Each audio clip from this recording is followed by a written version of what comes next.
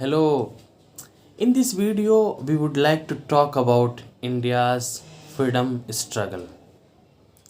So, in 1600, East India Company got royal charter that allowed it to monopolize trade in India. This charter was signed by Queen Elizabeth I. East India Company established its first trading post in Surat in 1608. This is how it began, or the trade journey of East India Company begins. Gradually, when East India Company realized that it could not carry out trade effectively in India, it needed to control political power. So it started acquiring political power, and this led to a conflict between the local rulers of especially Bengal and the East India Company. And this led to first battle of Plassey taking place in 1757. Another battle took place in 1758, which is known as Battle of Buxar. So these two battles and the win of East India Company in these two battles marked the beginning of East India Company's journey to acquire political power in India. This is how it all started.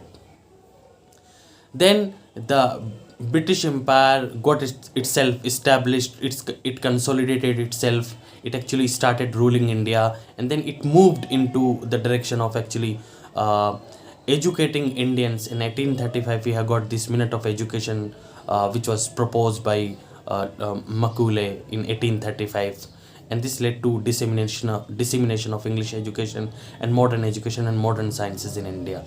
And then came the period 1850s when people started feeling frustrated, getting alienated with the British rule, and they realized that this is the time that enough is enough, and now we should rise in revolt.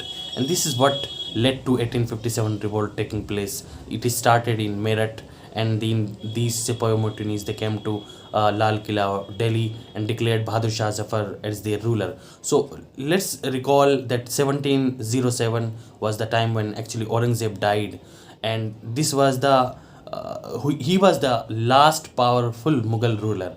After this, we did not have any powerful Mughal ruler until 1857, Bahadur Shah Zafar's time. So he was the last one officially. Mughal Empire came to an end in 1857. So after 1857, the power shifted from East India Company to British Crown. So this is how it all began. Then came the period, very important landmark event took place in 1885 when Indian National Congress got established. So it was a Bombay session in which 72 delegates participated, and they established this Indian National Congress, which we still have today as a political party, as a national political party. So 1905, Lord Curzon partitioned Bengal. 1906, we have got this formation of Muslim League. 1909, we have got this Government of India Act. 1919, we have got another Government of India Act. So 1920s, we have this cooperation movement, Khilafat movement, because Gandhi had arrived in India in 1915 from South Africa. So all these major developments took place in this period. This is early 20th century. All these major developments took place, and then the non-cooperation movement had to be withdrawn by Gandhi after this Chori Chora incident took place in 1922. Then we have got another major development taking place in India's freedom struggle in 1930 with civil disobedience movement, which was initiated by Gandhi with this Salt Satyagraha. And then came the moment of 1935, Government of India Act was introduced by the British administration in India. And then another important thing took place, that 1939 to 1945 we had this Second World War taking place.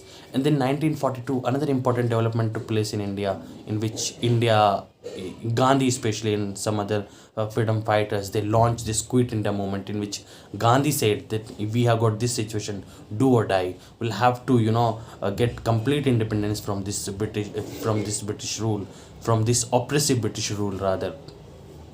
45 came, that UN got established. We had another development taking place in 45, that World War came to an end, and then after 2-3 years we saw the world moving into the direction of Cold War, the two blocks, Soviet Union and US led bloc. Anyway, so then we had this partition of India in 1947 taking place, And then before this, we had actually constituted our Constituent Assembly, which actually gave India Constitution 1949.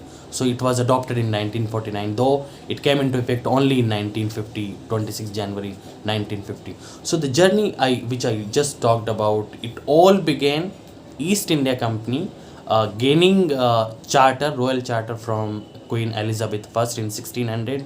Then they set up their first trading center or post in Surat. And this was the time that Mughal Empire was quite strong, so they waited till 1707. They could not do much till 1707, but then after the death of Aurangzeb, Mughal Empire was not as much strong as it was earlier.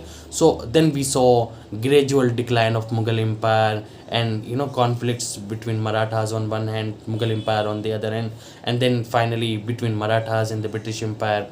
This is how it happened. So the Britishers actually, right from the beginning, followed this policy of divide and rule.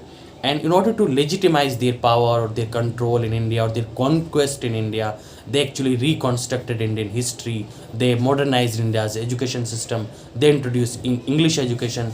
They disseminated, modern sciences here. All this took place.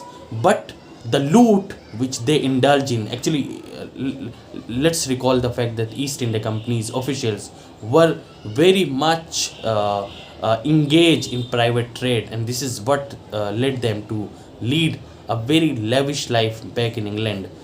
All these things actually created a kind of exploitation here in India, which led to Indians getting united in 1857 for the first time, and then 1885 it took a shape of as a political movement. And then we saw these Western educated people who actually controlled Indian National Congress till 1920s, when Gandhi came into the picture and converted this entire movement into a mass movement. Because before Gandhi's arrival, this movement was restricted to individuals who were educated, especially Western educated people, and they were elites actually, Bhadra Loks like Tamil Brahmins, like these kind of people were actually were dominant ones in this national collective movement. But after Gandhi's arrival, this entire movement got converted into a mass movement, because Gandhi allowed, and the way he lived his life, he allowed the ordinary Indian citizens to actually take part in all these in this mass struggle. Another important thing Gandhi did, which I should just mention here, that he actually launched a lot of Satyagrahas like Champaran Satyagraha, in which he raised the issues of the farmers who were forced actually to grow the indigo crop. And then he made certain other journeys actually, and this is how it all took place. So in I think 8 minutes. Thank you very much.